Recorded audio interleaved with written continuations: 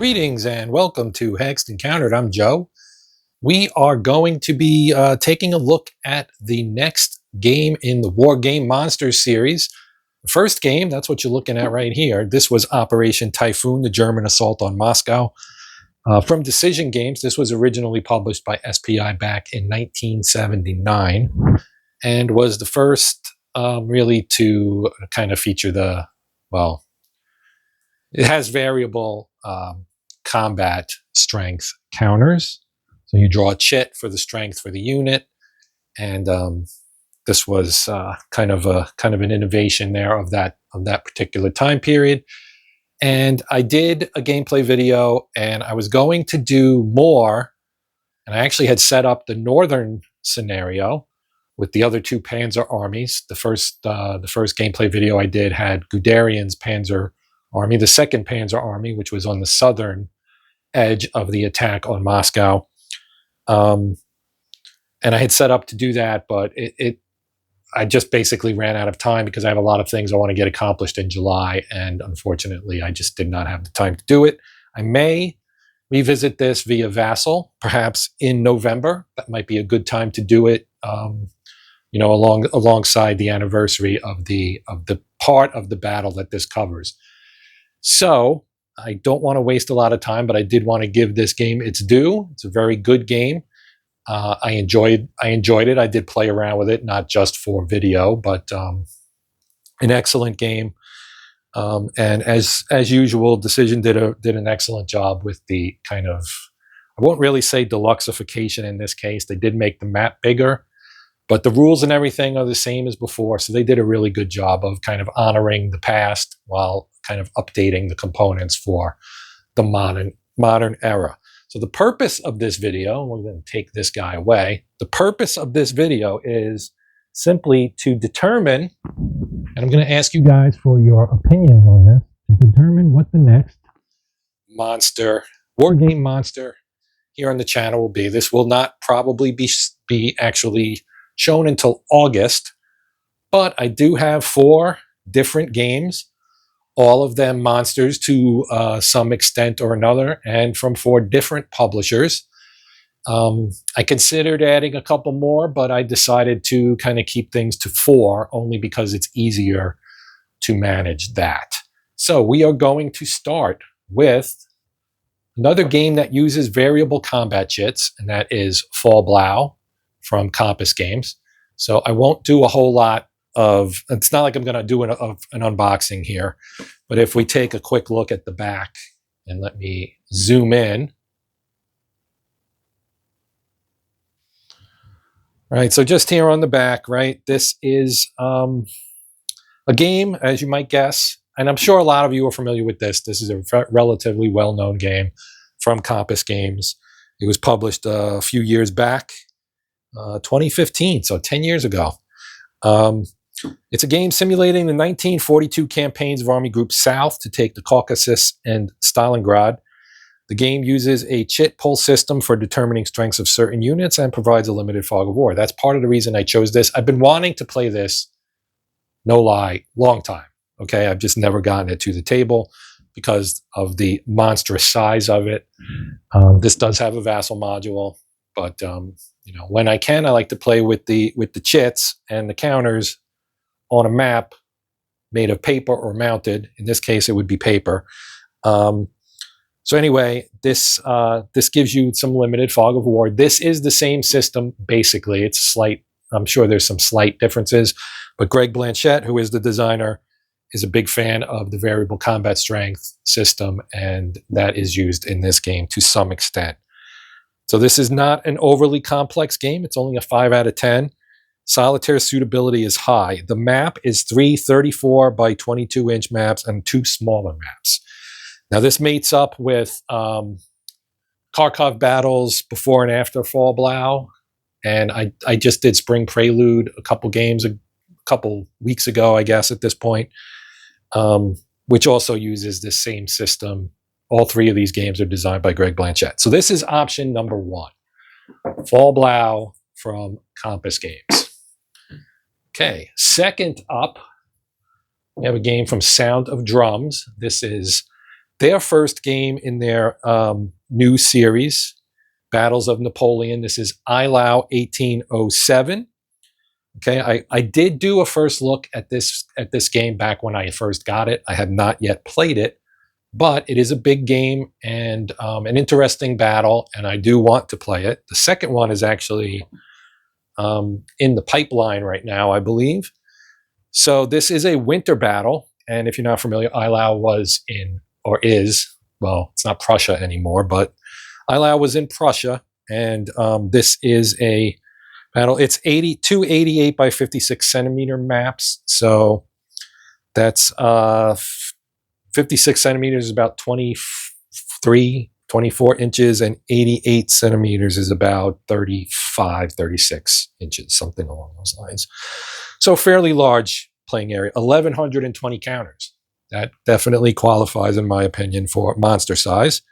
You got 280 alternative counters, a bunch of wooden cubes, a couple army charts, 2 play aids.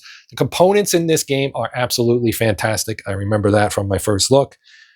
It is technically a 2-player game. Playtime, 180 minutes and up. This is just one battle, and its complexity is pretty much in the middle.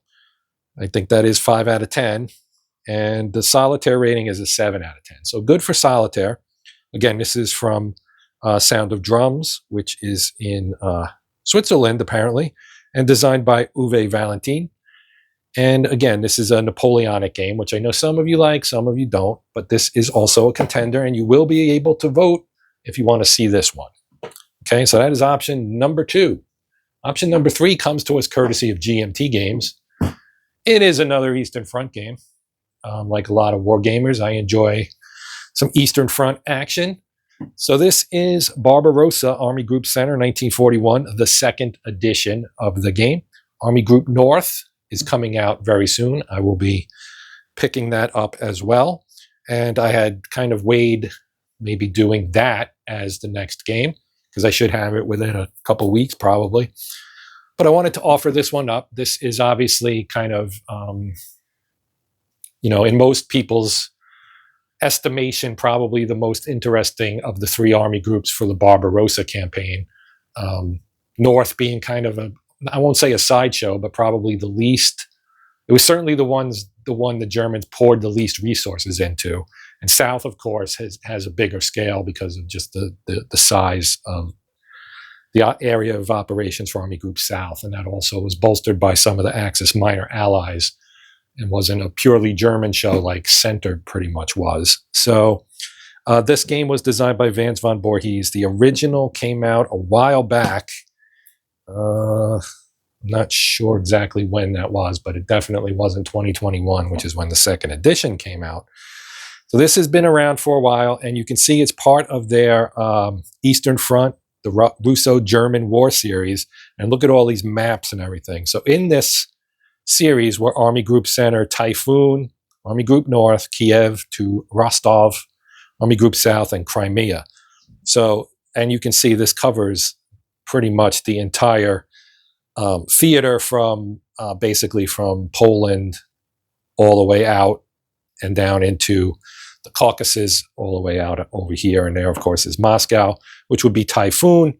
So I don't know if they're reprinting the other 3 games. They're definitely reprinting Army Group North and Army Group South. They are both in P500. Army Group North is actually being published. And South is coming sometime, probably in the next, 6 months, maybe. I'm not really sure. Things are kind of up in the air, of course, with all the tariffs and everything. But so this is June 1941, when Army Group Center hurls itself through the Soviet border defenses, and its 2 panzer groups, its 2 panzer groups race headlong towards Minsk. Behind them lie the remnants of the Soviet Western Front, almost 1 million men in 4 armies. Soviets are stunned by the German blitzkrieg. Their responses are slow, confused, and governed by pre-war contingency plans made obsolete by the speed of the German advance. In a little more than a week, the German panzer spearheads meet east of Minsk. Though isolated units continue to fight, the entire Soviet Western Front has ceased to exist. So the next target is Smolensk, and now the Russians start to put up a defense. Of course, eventually they get to Moscow. That map, the M map for Moscow, is not in this box. This box contains maps C, D, H, and I, so it's this area right here, and map WA. So it's basically this area here. It stops short of what would be the Typhoon map. So you get, here's Minsk right here. Here's Smolensk. That's the main. Those are the main pieces here of this area. Of course, Army Group North would be this area up here, and South would be over here in this area. So, or probably just like this area here, because you have Kiev here, and you have Kiev to Rostov is probably this. I don't know, because I don't have any of the other games. I only have this one. Okay, 8 scenarios, including an introductory scenario tutorial. So again, map size, you can see it's 422 by 34 inches and a 22.5 by 11.5. This is another big game. 1,400 counters. The complexity is a 7. Solitaire suitability is a 7. So this is a true monster, and it's only one of the 3 German army groups. So this is also a game you can vote for. And last, but by no means least, and let me zoom out because this one is a true monster, coming to us from Decision, Axis Empires. Now this is a massive game. Many people know it. It's one that I had my eye on for a while before finally buying it, because it is extremely expensive, $300-ish, and massive game. But I really am looking forward to playing this. Now, you can vote on it, of course, if you want that to be the next one. I was a little hesitant about doing this one next, not because I'm afraid of it, but because I just did a Decision Games game for the first one. So I was like, do I want to do the same publisher back to back? I try not to do that unless I'm doing some kind of special thing. But in this case, because of this being, and being what it is, so this is strategic level, massive, both fronts. It contains both Total Krieg and Die Senso.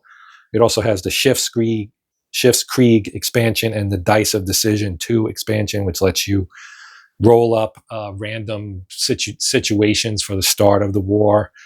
Some really interesting stuff, like if Germany had won the Great War, the Tsar still ruled in Russia, all that stuff. So this has a ton of stuff in it. It's got 4 large map sheets that you can see here. It's got 20 map variant overlay sheets, 2,400 almost counters, 2,380, 3 6-sided dice, 5 rules books right here, rule booklets, 500 playing cards in 7 decks. You can see one of them here. Up here you got some more. 30 player aid sheets, 30 player aid sheets, and storage bags. This is truly a monster of monsters right here. This is a as it says here, it's the ultimate desert island World War II sandbox game. Now, of course, in the same genre, you have World in Flames and you have A World at War, both of which I'm inclined to also do at some point. But I figured this one is actually probably the easiest, in my opinion. It's highly complex, but I